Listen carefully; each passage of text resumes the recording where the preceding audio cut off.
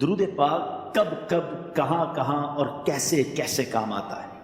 ایک بہت ہی خوبصورت واقعہ، بڑا ایمان افروز واقعہ ہے جو میں آپ کے سامنے پیش کرتا ہوں۔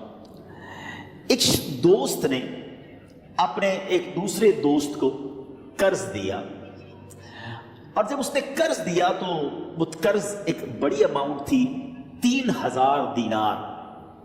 وہ ٹائم آ گیا جب اس ٹائم وہ قرض لینے کے لیے اپنے دوست کے پاس گیا کہ بھائی مجھے میرے پیسے واپس دو، تو اس نے کہا کہ پیسے تو نہیں ہے میرے پاس، میں کولیپس ہو گیا ہوں، بزنس اب میرا ختم ہو گیا ہے، میں تمہاری رقم نہیں دے سکتا۔ اس نے ایک اور ٹائم دے دیا اسے کہ ٹھیک ہے اتنے دنوں کے بعد میں دے دوں گا۔ وہ ٹائم بھی گزر گیا، اور جب وہ ٹائم بھی گزر گیا تو اس کے بعد اس دوست نے کہا کہ اب تو پیسے دے دو بھائی، میرا ٹائم پورا ہو گیا۔ پھر نہ دے سکا ٹائم۔ آخر کار معاملہ جو ہے وہ کورٹ میں چلا گیا، قاضی کے پاس چلا گیا۔ اب قاضی نے جس کو پیسے دینے تھے اس کو بلایا اور کہا کہ بھائی آپ کو اس کے پیسے دینے؟ کہتا ہاں پیسے تو دینے ہیں۔ تو کہا پھر دیتے کیوں نہیں ہو؟ کہا پیسے ہیں ہی نہیں، کاروبار ہی ختم ہو گیا ہے، قرضہ تو لیا تھا، اب میرے پاس بچا ہی کچھ نہیں ہے۔ تو کہا اچھا اب یہ بتاؤ کہ کب دو گے، کیسے دو گے؟ اس نے کہا بس میرے پاس پیسے ہی نہیں ہے۔ تو کہا اب تمہارے پاس 30 دن کا ٹائم ہے، 30 ڈیز میں یا تو اس کے پیسے لوٹا دو یا 30 دن کے بعد تمہیں قید کر دیا جائے گا۔ یہ شخص اب گھر آیا، پیسے تو تھے نہیں، مگر شاید علماء نے لکھا کتابوں میں، یہ واقعہ کئی بڑی بڑی کتابوں میں لکھا اور درود پاک کے فضائل کی بڑی بڑی کتابوں میں لکھا، اور اس شخص نے سوچا کہ اس نے ایک حدیث پاک پڑھی ہوئی تھی کہ جس میں نبی پاک علیہ الصلوۃ والسلام نے فرمایا ہے، جس کا مضمون ہے کہ جو شخص پریشان ہو، مصیبت زدہ ہو، اسے چاہیے کہ مجھ پر کثرت سے درود پاک پڑھے، کیونکہ درود پڑھنا مصیبتوں اور پریشانیوں کو لے جاتا ہے۔ اب اس عاشق رسول نے سوچا اور تو کچھ ہے نہیں، اب میں درود پاک پڑھنا شروع کرتا ہوں۔ صبح سے لے کر شام تک وہ درود پاک پڑھنے لگ گیا۔ 27 دن گزر گئے، only 3 days left، 3 دن باقی تھے قاضی کے پاس جانے میں۔ 27 دن گزر گئے درود پڑھتے پڑھتے۔ جب 28ویں رات آئی تو آنکھیں تو بند ہوئیں، مگر خواب میں اسے ایک آواز آئی، گھبراؤ نہیں، تمہارا قرضہ ادا کر دیا جائے گا، تمہارا مسئلہ سالو ہو جائے گا۔ صبح اٹھتا ہے، درود پاک پڑھ رہا ہے، مگر کہتا ہے یہ آواز سے تو مسئلہ حل نہیں ہوگا، پیغام کیا ہے اسے سمجھ نہ آیا۔ 28واں دن گزر گیا، 29ویں رات آ گئی، مگر اب آنکھیں بند ہوئیں اور قسمت جاگ اٹھی۔ نبی پاک صاحب لولاک صلی اللہ تعالیٰ علیہ وسلم خواب میں تشریف لائے، اور پیارے آقا صلی اللہ تعالیٰ علیہ وسلم نے فرمایا گھبراؤ نہیں، علی بن عیسیٰ وزیر کے پاس جاؤ، وہ تمہارا قرضہ ادا کر دے گا۔ اب یہ عاشق رسول صبح اٹھا تو ویری فریش، حشاش بشاش کہ اب تو کام ہو گیا، نبی پاک نے خواب میں آ کر بشارت دی ہے۔ مگر پھر ذہن میں سوال آیا کہ علی بن عیسیٰ کے پاس جاؤں گا تو ثبوت کیا ہے، پروف کیا ہوگا؟ میں جا کر اس کو کہوں گا کہ میرا قرضہ دے دو تو ایسے تو قرضہ نہیں دے دینا، اور میں نے اس کو کہا کہ مجھے نبی پاک نے خواب میں کہا ہے، اور اس نے اگر مجھ سے کوئی نشانی مانگی تو میں نشانی کیا دوں گا؟ آخری دن تھا، 29واں دن تھا، وہ بھی درود پڑھتے پڑھتے گزر گیا۔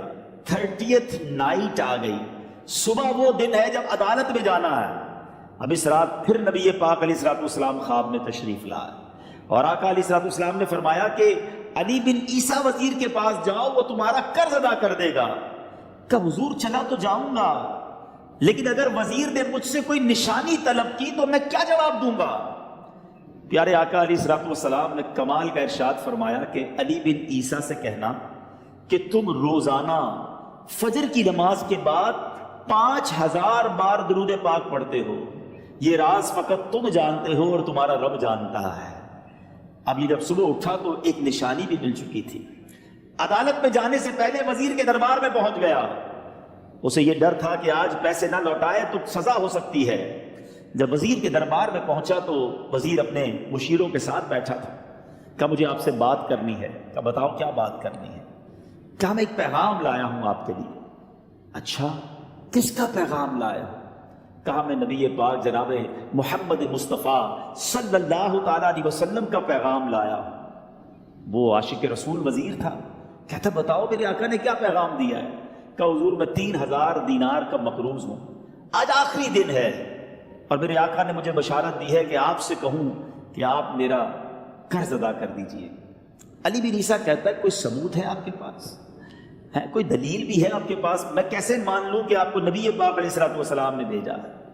عاشق رسول کہتا ہے خالی ہاتھ نہیں آیا، میرے آقا نے مجھے دلیل بھی عطا فرمائی ہے، مجھے ایک ایویڈنس بھی دیا ہے، اور پروف یہ ہے حضور کہ آپ روزانہ صبح فجر کی نماز کے بعد نبی پاک صلی اللہ تعالیٰ علیہ وسلم کی بارگاہ میں درود و سلام کا نذرانہ پیش کرتے ہیں۔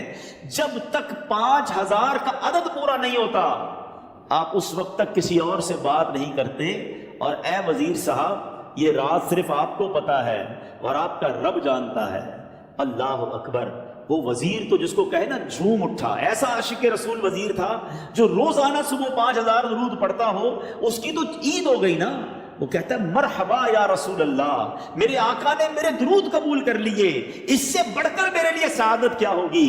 اب یہ وزیر اپنے سیٹ سے اٹھتا ہے، اپنے کمرے میں جاتا ہے، تھوڑی دیر بعد واپس آ کر اس عاشق رسول کے ہاتھ میں 3000 دینار رکھ کر کہتا ہے حضور پہلے 3000 دینار تو نبی پاک کا حکم کی میں ادب سے بجا لاتا ہوں، میرے آقا نے جو حکم فرمایا یہ 3000 دینار آپ کو پیش کرتا ہوں، حضور ایک اور 3000 دینار لیجئے۔ میرے گھر آپ آئے، اتنی اچھی خبر سنائی، آپ نے قدم رنجا فرمایا، یہ 3000 اس کا نذرانہ ہے، اور ایسا کیجئے 3000 اور لیجئے، اس سے اپنے بچوں کے لیے کچھ چھوٹا موٹا کام شروع کیجئے، اور ایک وعدہ کر کے جائیے آج کے بعد زندگی میں آپ کو جب بھی کوئی کام پڑے میں آپ کا بھائی ہوں، مجھے یہ خدمت کا موقع دیجئے گا۔ اللہ اکبر۔ وہ مقروض جو ایک رات پہلے 3000 دینار کا مقروض تھا، ہو سکتا ہے اس کے بیک آف مائنڈ یہ بھی چل رہا ہو کہ اب شاید کل میں نے جیل میں جا کر عدالت میں جا کر گرفتاری دے کر جیل میں جانا ہے، مگر اب 9000 دینار ہاتھ میں ہیں۔ عاشق رسول جھومتا ہوا نبی پاک کی یاد میں گھومتا ہوا اب عدالت میں پہنچا۔ عدالت میں everybody expecting over there کہ آج اس نے آنا ہے اور آ کر کہنا یہی ہے کہ پیسے تو نہیں ہیں، گرفتار کر لو، مگر جا کر اس عاشق رسول نے 3000 دینار جج صاحب کے ہاتھ میں رکھ دیے۔ قاضی کہتا ہے پہلے تو یہ بتاؤ پیسے آئے کدھر سے؟ تم تو کہتے تھے غریب ہوں، تم تو کہتے تھے کاروبار نہیں ہے، ایک مہینے میں اتنی بڑی رقم کا انتظام کیسے ہو گیا؟ سبحان اللہ۔ اس عاشق رسول نے گویا زبان حال سے یہ کہا ہوگا کہ یہ تو کرم ہے ان کا، ورنہ مجھ میں تو ایسی بات نہیں، اتنا دیا سرکار نے مجھ کو، اتنی میری اوقات نہیں۔ اس نے وہ پورا واقعہ بھری عدالت میں سنا دیا۔ اللہ اکبر۔ میرے پیارے اسلامی بھائیوں ذرا سوچو پہلے زمانے میں کیسے عاشقان رسول ہوا کرتے تھے۔ وہ جج، وہ قاضی بھی کیسا سرکار علیہ الصلوۃ والسلام کا عاشق تھا۔ اپنی سیٹ سے اٹھتا ہے، بھرے دربار میں، بھری عدالت میں، وہ اپنے چیمبر میں، اپنے کمرے میں جاتا ہے، اور تھوڑی دیر بعد واپس آ کر اس کے ہاتھ میں بھی 3000 دینار ہیں، اور وہ 3000 دینار جو ہے وہ اس عاشق رسول کے ہاتھ میں رکھتا ہے کہ سارا ثواب علی بن عیسیٰ کیسے لے جائے، میں بھی تو نبی پاک کا غلام ہوں، میں تمہارا قرضہ میں ادا کرتا ہوں۔ اچھا، اب ایک اور عجیب سینیریو یہ بن گیا کہ جس نے کیس کیا تھا، جس نے دعویٰ کیا تھا، وہ بھی یہ سارا منظر دیکھ رہا تھا۔ کہتا ہے جج صاحب ذرا رکیے، میں بھی اپنے آقا کا امتی ہوں، اور ایک کام کیجئے، قلم کاغذ منگوائیے، اس عاشق رسول کا قرضہ ہی میں معاف کر دیتا ہوں۔ اچھا، اب عاشق رسول نے وہ واپس 3000 دینار جو جج صاحب نے دیے تھے وہ واپس جج صاحب کو دیے کہ حضور یہ پیسے آپ ہی رکھ لیں، قرضہ ہی معاف ہو گیا، اب آپ کے پیسے کا میں نے کیا کرنا ہے؟ جج صاحب کہتے ہیں جو پیسے نبی پاک کے نام پر نکالے ہیں اب مجھے واپس نہیں چاہیے، یہ بھی تم اپنے ساتھ لے جاؤ۔ اللہ اکبر۔ میرے میٹھے اسلامی بھائیوں، وہ عاشق رسول ایک رات پہلے 3000 دینار کا مقروض ہے، اب 12000 دینار لے کر گھر کو واپس جا رہا ہے۔ اس ایک واقعے کے اندر جو ہم سب کے لیے درس ہے، جو ہم سب کے لیے پیغام ہے، شاعر لکھتے ہیں نا، دکھوں نے تم کو جو گھیرا ہو تو درود پڑھو، دکھوں نے تم کو جو گھیرا ہو تو درود پڑھو، جو حاضری کی تمنا ہو تو درود پڑھو۔